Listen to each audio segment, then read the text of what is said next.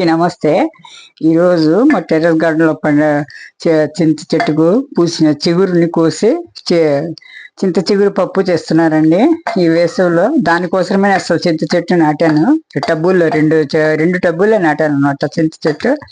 ఇలా వేసవిలో చిగురుగా పనికి వస్తుంది అనమాట. చిగురు కోసమే పెట్టానండి, చింత చిగురు కోసమే. మన బయట కొంటే ఎక్కువ నీళ్లు వేసి అంతా చేస్తారండి, అందుకని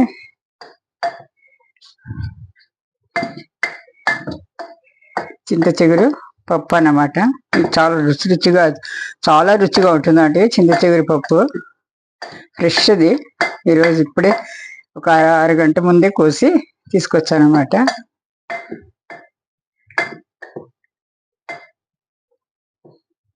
చింత చిగురు పప్పు. బీరకాయ అండి, ఒక బీరకాయ కాసింది, కోసేలోగా విరిగిపోయింది అనమాట. ఒకటి కాసిందండి. చాలా చెట్లు వచ్చాయి కానీ చిన్న చిన్నగా కాసాయి పొట్టిగా. ఇది కోసేలోగా ఒకటి విరిగిపోయిందండి సగానికి. ఇప్పుడు దీంతో తాళింపు చేస్తున్నాను నంచుకోవడానికి. బీరకాయ ఫ్రెష్ అనమాట, ఈరోజు ఇప్పుడే పండింది, వాటితో చేస్తున్నాను అనమాట. ఈరోజు మా టెర్రస్ గార్డెన్లో పండినవి ఈరోజు లంచ్కు చేస్తున్నాను. చింత చిగురు పప్పు చూడండి. చింత చిగురు పప్పు అయిపోయింది, మెదిపేసాను. ఇప్పుడు పోపు పెట్టుకోవాలండి. ఇది పోపు దినుసులు.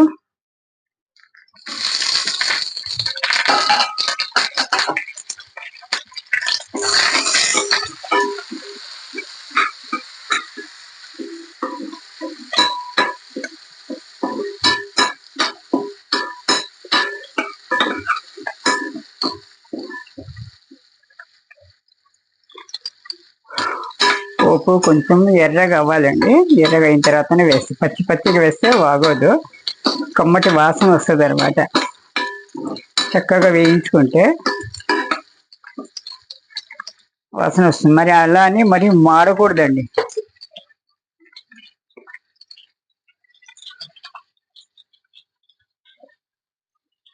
బీరకాయలు ముక్కలుగా కోసి పెట్టేశానండి. ఇది బీరకాయ కోసేటప్పుడు ఇప్పుడు వేసేవి కాబట్టి ఎందువల్లనో బీరకాయ కొన్ని చేదుగా వస్తాయండి. బీరకాయ కానీ దోసకాయ కానీ ఇలా పాదులవి చేదుగా వస్తుంది. అప్పుడప్పుడు కొద్దిగా చూసి కూర చేసేటప్పుడు ముందుగానే కొద్దిగా చెక్ చేసి వాడండి, లేకపోతే మొత్తం కూర ఎంత చేసిన తర్వాత చేదుగా ఉంటే వేస్ట్ అయిపోతుందండి.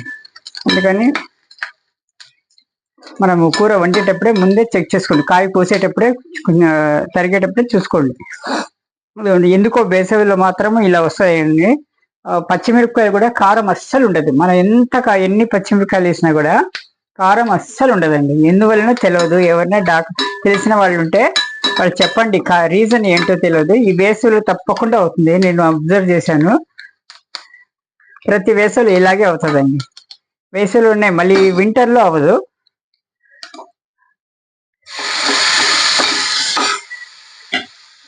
చూడండి, చింత చిగురు పప్పు రెడీ అయిపోయింది.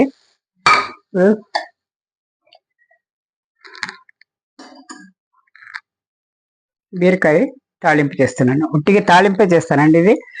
ఇది కోడిగుడ్డు ఏమి వేయను. ఇదండి తాళింపు అయినా చింత చిగురు పప్పు తాళింపు అయిపోయింది. చూడండి, వేడి అన్నం అయింది. ఇప్పుడు బీరకాయకు పోపు పెడుతున్నానండి. ఇది ముందుగా సింపుల్గానే చేసుకుంటాను అనమాట. ఇది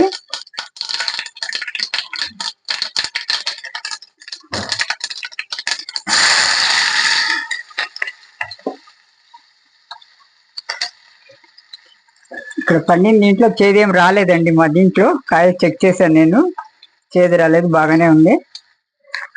కానీ మీరు బయట కొనేటప్పుడు మాత్రము చెక్ చేసుకోండి. ఈ వేసవిలో తప్పకుండా చేదుగా వస్తాయి కాయలు. దోస కానీ కీర కానీ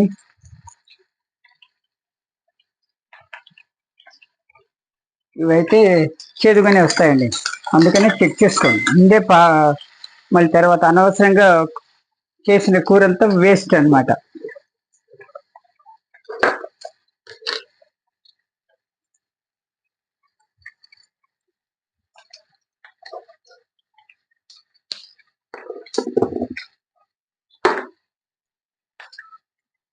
పసుపు వేసుకుందాము.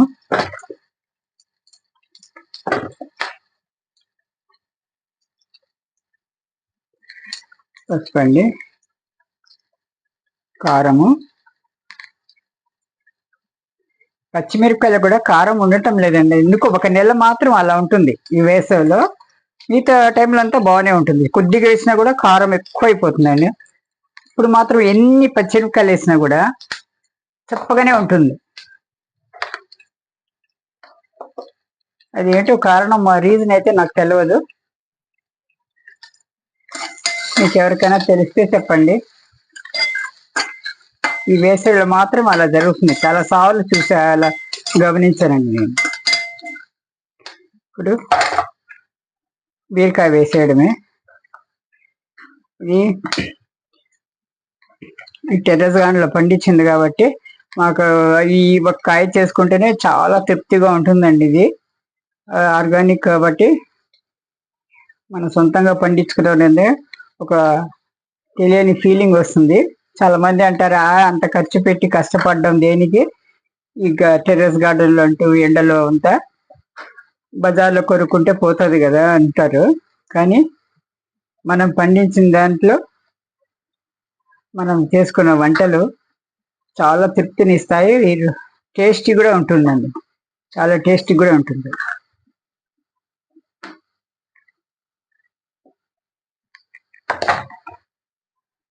పసుపు వేస్తున్నా. కొత్తిమీర కూడా వేసేసి మూత పెట్టేస్తే మగ్గిపోతుందండి. ఇది తొందరగా అయిపోతుంది. ఒక 5 నిమిషాల్లో అయిపోతుంది ఇది బీరకాయ. ఉప్పు కూడా తగినంత ఉప్పు వేసేస్తున్నాను. మూత పెట్టేసామంటే ఒక 5 నిమిషాల్లో అయిపోతుంది.